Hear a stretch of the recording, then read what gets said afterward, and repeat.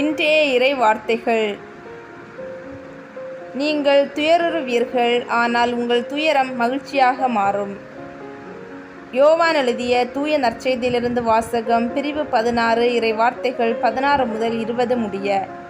அக்காலத்தில் இயேசு தம் சீடரிடம், இன்னும் சிறிது காலத்தில் நீங்கள் என்னை காண மாட்டீர்கள், மீண்டும் சிறிது காலத்தில் என்னை காண்பீர்கள் என்றார்.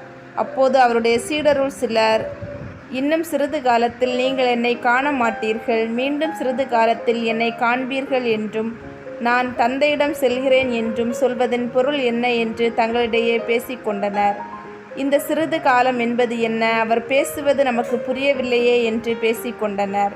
அவர்கள் தம்மிடம் கேள்வி கேட்க விரும்புவதை அறிந்த இயேசு அவர்களிடம் கூறியது, இன்னும் சிறிது காலத்தில் நீங்கள் என்னை காண மாட்டீர்கள், மீண்டும் சிறிது காலத்தில் என்னை காண்பீர்கள் என்று நான் சொன்னதை பற்றி உங்களிடையே சிந்தித்து கொண்டிருக்கிறீர்கள். உறுதியாக உங்களுக்கு சொல்கிறேன், நீங்கள் அழுவீர்கள், புலம்புவீர்கள். அப்போது உலகம் மகிழும். நீங்கள் துயருறுவீர்கள், ஆனால் உங்கள் துயரம் மகிழ்ச்சியாக மாறும். இது ஆண்டவர் வழங்கும் அருள்வாக்கு. இறைவா, உமக்கு நன்றி.